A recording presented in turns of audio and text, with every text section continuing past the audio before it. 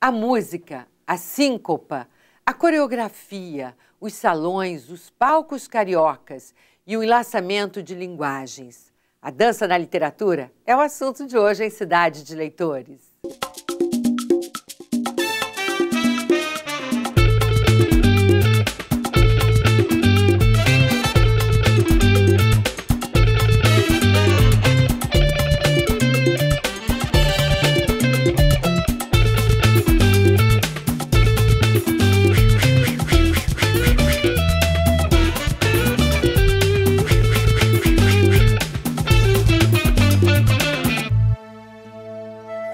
A arte da dança é parte indissociável da vida cultural de qualquer cidade, como sonho, diversão ou instrumento para enfrentar a realidade. No Complexo da Maré, na zona norte do Rio de Janeiro, 60 jovens moradores da comunidade, enfrentando diariamente a violência das gangues do tráfico, compartilharam fantasias típicas de adolescentes, participando do Corpo de Dança da Maré. Sob a coordenação do coreógrafo Ivaldo Bertazzo, o grupo montou 3 espetáculos. O último, Dança das Marés, foi acompanhado de perto pelo casal de cineastas Helena Solbeck e David Maia. O resultado é o documentário A Alma da Gente, que vamos abordar no programa de hoje em entrevista com o diretor. Minha mãe falou pra mim ver o negócio de dançar. Eu falei, não, é de rebolar, de usar roupa apertadinha. Se não é comigo não, ela falou, vai lá. Eu peguei e fui na reunião que teve para entrar os novos. Aí depois dessa reunião, aí foi o primeiro dia, eu gostei. Fui o segundo, aí eu tava pensando em só um mês para ganhar dinheiro e ir embora. Quando acabasse o dinheiro, eu ia embora. Aí eu tava juntando, aí juntei. Aí eu vou juntar mais outro mês. Aí fui juntando, depois comecei a gostar e fiquei. Marina Martins, bailarina, coreógrafa, dramaturga e doutora em teoria do teatro pela Unirio, é também pesquisadora de mão cheia. Ela acaba de lançar o livro Dança ao Pé da Letra, do romantismo à Belle Époque carioca. A obra é o resultado do levantamento e estudo de textos literários e teatrais que utilizam a dança em seus enredos. Com um ponto de vista peculiar, Marina nos aponta os laços que unem dança, literatura e teatro na produção ficcional de alguns autores brasileiros do período, em obras que deram relevância à dança como tema ou via de construção de personagens. Marina Martins é a nossa convidada de hoje. Marina, esse seu livro, Dança ao Pé da Letra, do romantismo à Belle Époque, reúne a sua pesquisa de mestrado, não é? Qual é a proposta exatamente aqui? Estava fazendo mestrado na Unirio e, na verdade, descobrimos que não havia muita documentação sobre a dança, que não fosse a dança do balé, do Teatro Municipal, a dança clássica, né? Então, eu queria falar sobre dança, porque eu sempre fui bailarina, sempre dancei com o grupo Atores Bailarinos da Regina Miranda, por mais de 30 anos. E aí eu tinha uma professora, Flora Sequinde. Eu tinha feito um projeto para Rio Arte sobre o enlaçamento dos pares, a aproximação e o enlaçamento dos pares. E não tinha dado em nada.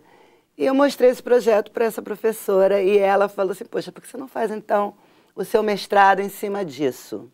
E na verdade ela me deu o caminho das pedras. Ela falou assim, eu falei, mas não tem material, como é que eu vou achar sobre referências sobre essas danças? Onde é que eu vou achar isso?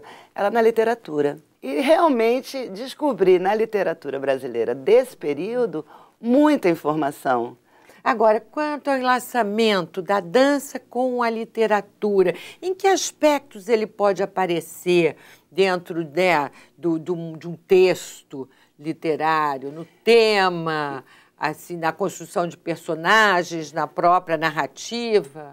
Tem um ponto em comum que eu considero bem importante entre dança e literatura, que é a sinestesia. Sinestesia com S, sinestesia com C. Sinestesia com C é a sensação do movimento que passa para nós, espectadores. A sinestesia com S é o que o texto nos passa de sensação de olfato, de paladar, de tudo. Então, essas sensações se transformam em movimento na nossa imaginação, pela literatura, e na dança, pela imaginação do movimento. Nesse caso desse livro, eu peguei a sinestesia com C da literatura. O que a literatura me traz de movimento e de aspectos coreográficos, como, por exemplo, o ritmo da valsa. Tem o poema A Valsa. Casimiro de Abreu. Sim. E que o narrador do poema ele está no centro do salão, como se ele estivesse vendo a amada dançar a valsa com outro em volta dele. Então, todo o ritmo do poema é o ritmo da valsa, né? Tem outras estruturas também coreográficas que aparecem nos textos, né? Por exemplo, o Martins Pena, ele escreve uma coreografia burlesca, ele escreve as ações, os caminhos que as pessoas fazem na cena. Então, a gente tem no texto a proposta coreográfica e tem na construção de personagens também. Na postura, no gesto, na maneira como se coloca, na maneira como anda, como olha, como fala, no que quer, como é que se comporta na dança da quadrilha ou na dança da valsa, no salão. Isso. Você dá um exemplo aqui do Lago dos Cisnes, de Tchaikovsky. Por que você buscou esse exemplo, que é logo no início do livro, antes de entrar para a literatura brasileira? Porque é um marco, né, do romantismo, né, na dança, né? É uma história linda.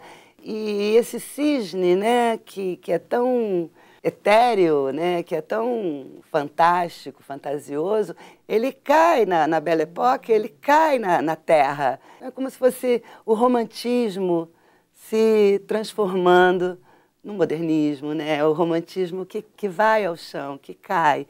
E aí a gente tem a dança do salão, a dança do pé no chão, a dança das mulheres, da cabrita. Marina, o que a dança tem que encanta tanto a gente, hein? E ela é tão prazerosa, tanto para quem dança, quanto para quem assiste. É a sinestesia. Quando a gente lê um livro, quando a gente lê uma história, a gente vai criando as imagens, né, dessa história, as sensações dos personagens. Quando a gente vê uma dança, a gente percebe pelo movimento o que está sendo sentido por quem está dançando. Então, a gente dança também. É uma comunhão. Muito bem. A transformação através da dança é o tema do documentário A Alma da Gente, que apresenta depoimentos ingênuos sobre a passagem da infância para a adolescência, mas também contundentes sobre o cotidiano de risco social. Filmado em 2 tempos, com intervalo de 10 anos, o documentário mostra os ensaios do último espetáculo do Corpo de Dança da Maré e os diferentes destinos dos jovens personagens. Em 2002, um grupo de 66 jovens do Complexo da Maré integrava o Corpo de Dança da Maré, projeto conduzido pelo coreógrafo e educador Ivaldo Bertazzo. O processo de ensaio, dificuldades e expectativas dos adolescentes durante a montagem do espetáculo Dança das Marés foi registrado por Helena Solberg e David Maia. 10 anos depois, os cineastas voltaram à comunidade para entrevistar alguns dos ex-integrantes do grupo de dança. As 2 fases da história desses personagens e a influência da dança em suas vidas estão registrados no documentário A Alma da Gente. Meu dia a dia é que vou para a escola, volto da escola, reforço, do reforço para a dança, durmo, acordo para a escola, da escola para o reforço, do reforço para a dança, durmo, acordo. Vida chata. Demais. David, o que levou você e Helena Solberg a quererem fazer um filme sobre esse projeto social desenvolvido pelo educador e coreógrafo Ivaldo Bertazzo com jovens do Complexo da Maré? Pois é, na verdade nós tinha um casal de amigos nossos que convidaram, dizendo que a gente podia ir ver um ensaio do grupo.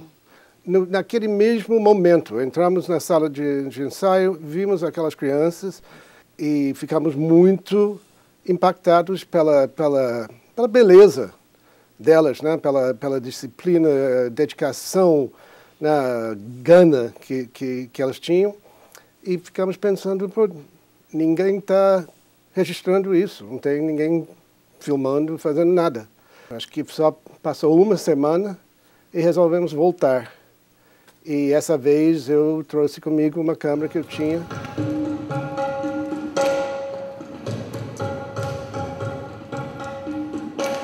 Quando é que vocês resolveram que o filme teria esse formato definitivo, né, da primeira parte, os ensaios do espetáculo, a Dança da Maré, e uma segunda parte, que seria os depoimentos deles e todo o que aconteceu com a vida deles 10 anos depois? Olha, esse formato só aconteceu quase 10 anos depois.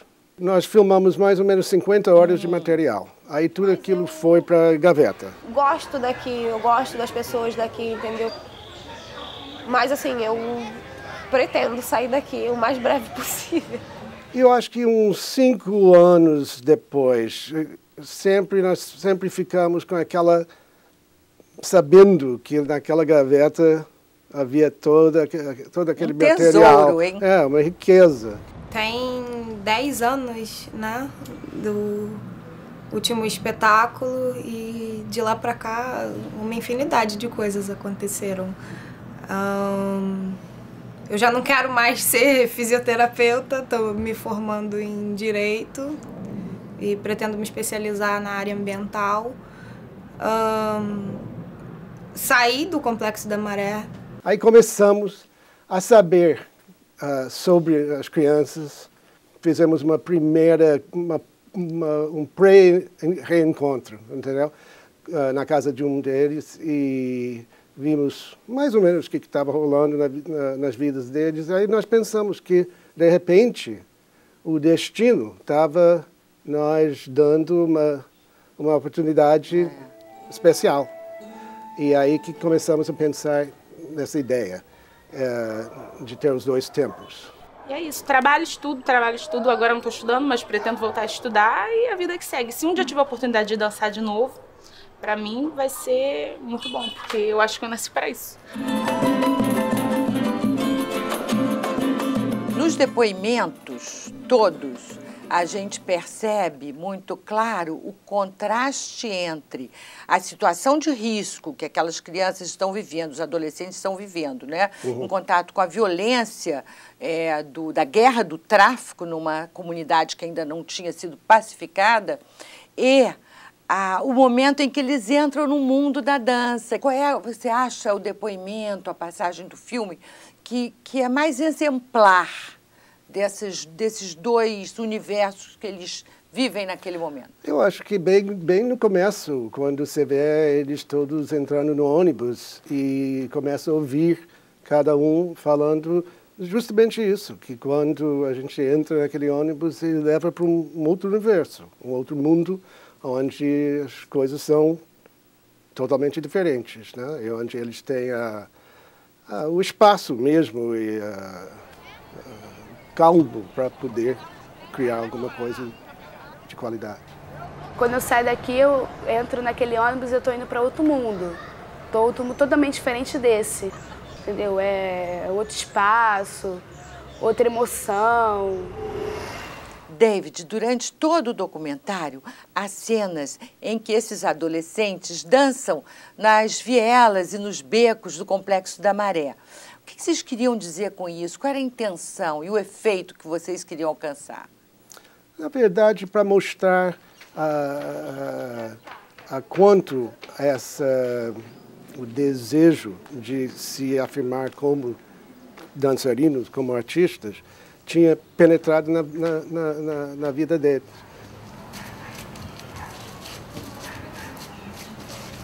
Lá dentro é muito bom, você fica intertido na dança, como se a dança fosse tudo, o mundo, o universo estivesse lá dentro.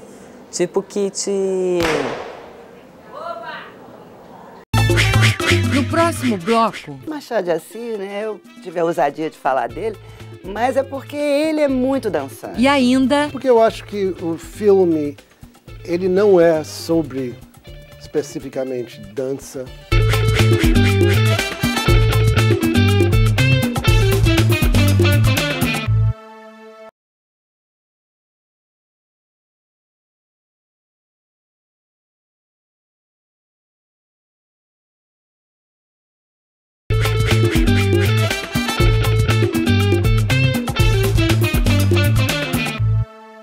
Voltamos com o programa Cidade de Leitores. Nosso assunto hoje é a dança. Nossa convidada é Marina Martins, autora do livro Dança ao Pé da Letra, do romantismo à Belle Époque carioca. Marina, você divide esse trabalho, esse livro, em 3 partes. Dança ao Pé da Letra, De Rosto Colado e Requebros e Salamaleques. Eu gostaria que você falasse um pouquinho, em linhas gerais, de cada uma dessas partes, para a gente ter uma noção do todo. A primeira parte, Dança ao Pé da Letra, é como que os autores se utilizam de elementos coreográficos para dar ritmo e localizar suas histórias, né, e seus personagens. A segunda parte, de Rosto Colado, é como uma evolução da quadrilha até chegar no machixe, que aí a gente cai nos Requebros e Salamaleques da terceira parte, que é o teatro de revista. Então, aqui há uma aproximação, né, da quadrilha, que aí a dança é mais afastada, aí aproxima com a polca, e aproxima mais com a valsa, e a valsa dá a vertigem, a valsa dá o êxtase, né? Então, as personagens entram em delírio com a valsa. E o machixe, então, cola completamente, né? O machixe é aquela dança parafuso, né? Aquela dança entrelaçada. Os corpos se entrelaçam, né? De forma, assim, bem sensual. E no teatro de revista, o machixe é forte. Cai pesado. Agora, antes disso, você analisa aqui o magistral romance de Machado de Assis e Esaú e Jacó, né? À luz do movimento pendular que figura em alguns aspectos do romance.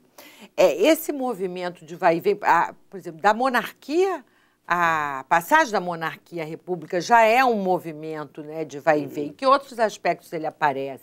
Aparece no amor da Flora por Pedro e Paulo, né? Os 2 irmãos, eles são opostos, né? A história toda é que um é monarquista, o outro é republicano. A Flora, a jovem, se apaixona pelos 2, por aspectos diferentes de cada um. E o Machado de Assis, né? Eu tive a ousadia de falar dele, mas é porque ele é muito dançante. É um conto bem que você falou de Machado de Assis, porque são ótimas as passagens que você analisa esses textos, que não é só Esaú e Jacó, né, que ocupa uma boa parte tem do o livro. Pestana, o autor das polcas, que enlouquece porque queria ser um Chopin. Conto. Então, o Machado, ele gosta desse movimento pendular, dessa triangulação. Agora, tem um romance que você analisa aqui, que é formidável, pouca gente conhece. Eu nunca tinha lido, só tinha, né, ouvido falar mesmo, tinha lido referências, que é A Família Agulha, do Luiz Guimarães Júnior, que tem essa figura fantástica, que é a Eufrásia Sistema, que morre de dançar. A Família Agulha é um texto engraçadíssimo, cheio de caricaturas geniais. É uma sátira assim, incrível, ácida, sobre a sociedade da época. E Eufrasinha tinha um pé 47, ela era toda desengonçada, só que ela amava dançar. E ela não podia, ela era proibida de dançar, porque tinha um corpo que é descrito de uma maneira que eu não sei nem reproduzir. A coluna não aguentava, ela era um poste. É uma coisa reta, a cabecinha lá em cima, um pé enorme. E aí a cena, né? Ela quer, ela acha que pode, ela tem tanto desejo e ela contrata um professor. E o que acontece é que realmente o corpo dela não aguenta e ela vai se desfazendo, né? Ela vai se desmanchando, né? Até que morre de dançar. Seria trágico se não fosse cômico, mas as passagens que você cita aqui...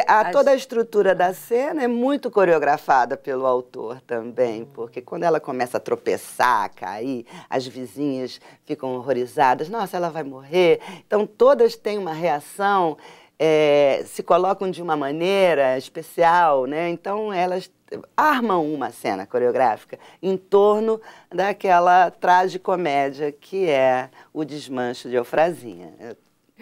Olha só, ritmos e movimentos para formar cidadãos dançantes. A definição da identidade através do corpo é uma preocupação constante no trabalho do educador e coreógrafo Ivaldo Bertazzo. coordenador do Corpo de Dança da Maré. É o que vamos conferir agora na segunda parte da entrevista com David Maier, diretor do documentário A Alma da Gente. Os cineastas Helena Solberg e David Maier têm uma longa história de realização de documentários e longas-metragens no Brasil e no exterior. Entre eles estão Carmen Miranda, Bananas is My Business, Vida de Menina e Palavra Encantada, dirigidos por Helena, com produção e montagem de David. Em 2013, a dupla lança A Alma da Gente, documentário que tem como epicentro o trabalho social conduzido pelo coreógrafo Ivaldo Bertazzo, com um grupo de adolescentes da favela da Maré. Os reflexos desse trabalho podem ser observados no filme dirigido por Helena e David, que foi lançado 11 anos depois do início das filmagens. O pessoal de lá de fora, eles olham a Maré com outra visão, por causa que sempre quando a Maré sai no jornal, a maioria das vezes sai quando tem guerra, entre duas facções, quando sai atividade cultural, a gente, Corpo de Dança da Maré no jornal, a gente não percebe que a Maré também está em visão boa. David, você divide a direção do filme com Helena Solberg. Vocês são casados, não é isso? Como é que funciona essa parceria? Como vocês escolhem os projetos, desenvolvem, quem vai fazer isso, aquilo? Isso só Deus sabe, entendeu? Nós temos 30 anos juntos. Tínhamos uma produtora nos Estados Unidos, temos aqui no Brasil. Fizemos vários projetos juntos, às vezes não, às vezes co-dirigindo, às vezes eu produzo e ela dirige. E eu acho que o segredo é que a gente não questiona muito, entendeu? Vai para frente. Voltando ao filme A Alma da Gente, ao documentário, aliás, A Alma da Gente foi escolhido esse título, né, num depoimento também. Os jovens estão pintando painéis que vão funcionar como um ambiente, né, do teatro, não é isso? Isso. E aí, um depoimento, uma jovem fala sobre a alma da gente. Como é que foi essa escolha? Por que você achou essa expressão importante para dar título ao documentário? Porque eu acho que o filme, ele não é sobre, especificamente, dança, nem sobre crianças de uma comunidade carente. Ele é, na verdade, eu acho, sobre a universalidade dos nossos sonhos e desejos. Pintar, desenhar, não sabia. Aí ele chegou para mim e falou assim, você sente, sim, faça o que você imagina, assim, na sua alma, você faz o que vier na sua imaginação. Aí quando no primeiro dia a gente foi assim mais ou menos, no segundo dia a gente viu uma coisa, eu falei, caramba, eu não sabia, cheguei aqui, eu não sabia de nada.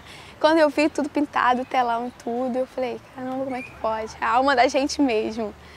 Nos depoimentos, David, os adolescentes reclamam muito do Ivaldo Bertazzo.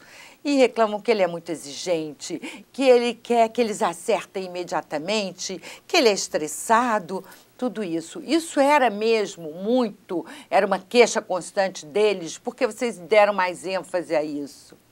Eu acho que era sim e não.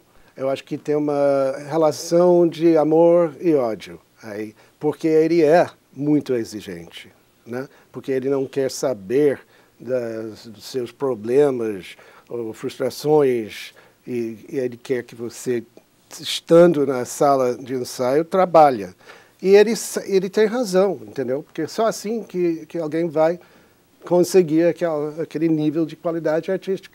O clima fica chato, o ensaio fica chato, porque ele começa a ficar estressado com a gente, aí... Mas já dura, né? A gente vai levando. Nosso diretor fazer o quê? Vamos despedir ele, né? Eu sou um truco careca, muito estressado. Sou coreógrafo, sou Ivaldo Bertazzo. Os alunos me estressam quando erram o passo. Truco careca.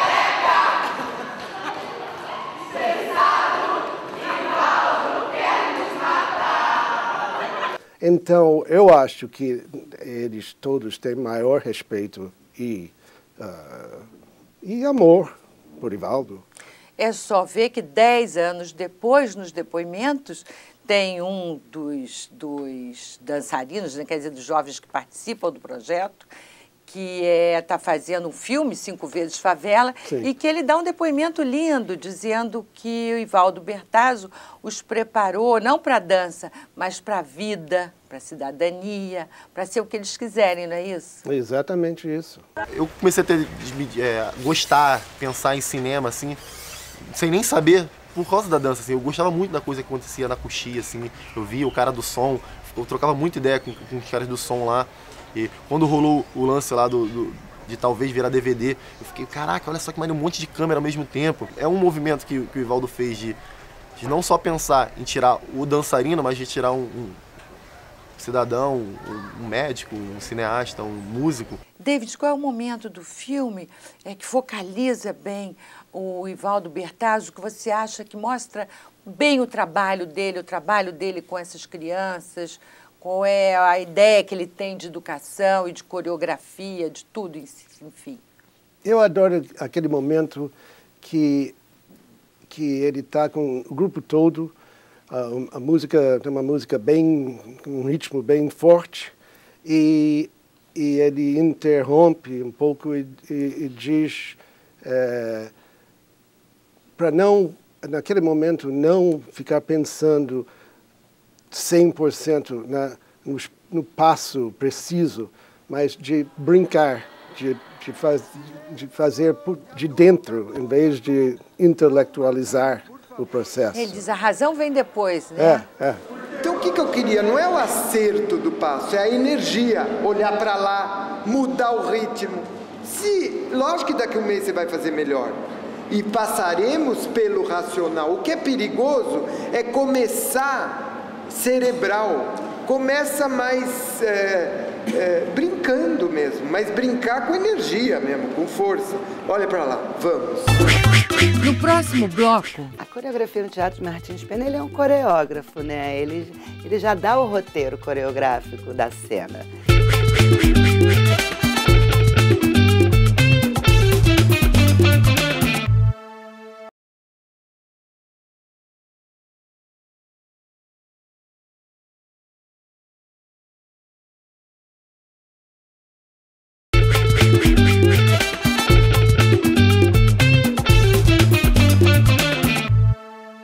Este é o programa Cidade de Leitores, falando hoje da dança na literatura. Nossa convidada é a bailarina, coreógrafa, dramaturga e pesquisadora Marina Martins. Marina, nesse seu livro, Dança ao Pé da Letra, do romantismo à Belle Époque, você analisa bem a participação da quadrilha, né, e da valsa, cada uma a seu tempo, né, no tempo e no espaço. O que você acha importante destacar desse estudo? No romance Diva, de José de Alencar, a gente tem uma personagem, a Emília, que ela tem uma dupla personalidade, no sentido de que no salão ela se comporta de uma determinada maneira e no campo ela se comporta de outra maneira. No salão ela é recatada, ela segue todas as regras da quadrilha, a quadrilha tem muitas regras. Como o salão é um lugar dos encontros, dos namoros e dos casamentos, ela avalia muito os homens nessa maneira como eles dançam a quadrilha. Se eles tentam, um homem que dança sem luvas, não pode. E ela no campo... Ela rejeita imediatamente. Ela é assim, aquela que... As regras sociais as ali... As regras sociais da quadrilha. Preponderantes. Né? Então, mas só que no campo ela é uma sensual louca que se atira sobre o rapaz que ela enlouquece com essa dupla personalidade. Outro romance que eu acho lindo de falar e que é uma valsa linda, que é a Valsa dos Casados, que é o romance Senhora, também do José de Alencar. Ali a história é outra, ali é a valsa, eles são casados, só que ela não acredita no amor dele. Mas no salão ele pega ela para dançar e eles dançam a valsa no salão e ela vai entrando em êxtase, ela entra na vertigem e descobre que sim, e se entrega esse amor. Esse amor em pleno salão. Ah, eu quero mais. Então, Eu quero que você fale de mais exemplos, que é tão boa. A quadrilha é muito encantador, né? A quadrilha está presente assim, na literatura tem na Moreninha, universal, né? A história na Moreninha. do Joaquim Manuel de Macedo, a história da Moreninha na quadrilha, aquele salão, né? A quadrilha ela é engraçada porque troca os pares, né? Tem toda uma... A quadrilha vem da França, né? Das danças da França e as regras, elas são muito comedidas para segurar os jovens, né, nos seus arroubos. A quadrilha serve com as suas regras para a paquera, né, para dar aquela olhadinha e tal, roça o vestido. Então, são nas sutilezas da época, né, tão bonito. A dança está aí, então, que é para caracterizar personagens e as relações sociais. Marina, José de Alencar, Joaquim Manuel de Macedo, Arthur Azevedo são alguns dos autores citados no livro. O teatro foi, antes do rádio, um grande difusor das novidades musicais?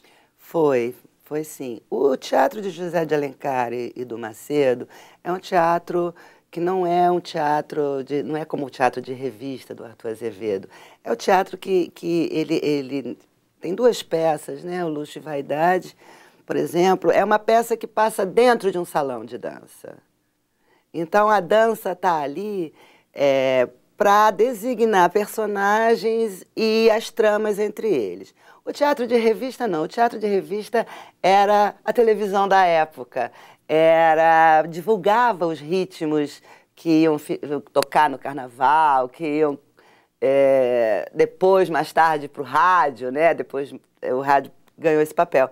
Mas no teatro de revista, as danças, elas perdem essa seriedade, elas perdem esse contexto coreográfico para servir mais como uma ilustração do ritmo. O teatro do Arthur Azevedo é uma passagem aí entre um e o outro? Ele já não, cai ele é um grande autor de teatro de revista.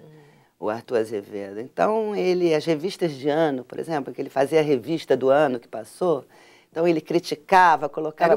Como uma retrospectiva? Era como uma revista dos mesmo. Dos assuntos do ano, assim, como políticos, a gente tem, sociais. Né? Hoje a gente tem aquela retrospectiva. Ele fazia isso no teatro. Então, as danças, elas aparecem muito entre atos, para entreter o espectador, para lançar uma nova música, para lançar um novo ritmo.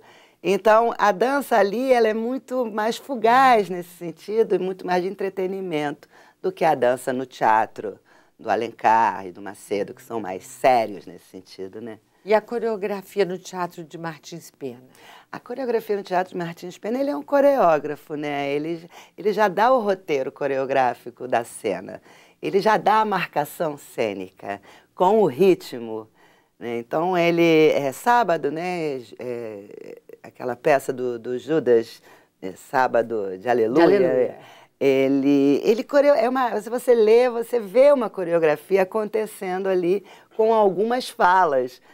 Ele dá tudo do corpo. Olha só, quando você descreve aqui o Chá das 5, do João do Rio, dá uma vontade de assistir essa peça. Nunca mais foi montada, não é? Eu não conheço nenhuma montagem. Muito de época. O que ele traz de novidade? O João do Rio está falando do foxtrot, está falando da Belle Époque mesmo, e dessa mania da sociedade carioca de tomar o chá das 5, imitando os ingleses. O João do Rio é uma delícia. Calor danado. É um calor danado. Então, também tudo acontece nesse salão do chá das 5, né? Então, as personagens, o texto é todo escrito também no ritmo do tango, que eles falam muito do tango, do foxtrot no final. Então, o João do Rio, assim como o Macedo e como os outros que eu abordei, ele também coloca na estrutura do texto os elementos das danças que ele está citando. E na medida em que as danças vão se tornando mais populares, os textos, segundo o livro, vão se aproximando mais do cotidiano dos leitores, né? E aí surge um novo gênero, que é a crônica. A crônica que é atribuída a João do Rio, né? O cronista bailarino, né? Ele é tido como cronista bailarino, que é esse registro do movimento do dia a dia, né? Dessas sensações físicas, né? do movimento na cidade. E aí a gente acompanha essa evolução toda do romantismo à Belle Époque, que é a literatura, é coreografia, dança, uma delícia o seu livro. Eu recomendo, é um grande prazer ler esse livro e uma pena que a gente termine aqui o programa, mas nós voltamos na semana que vem. Um grande abraço para você, até lá.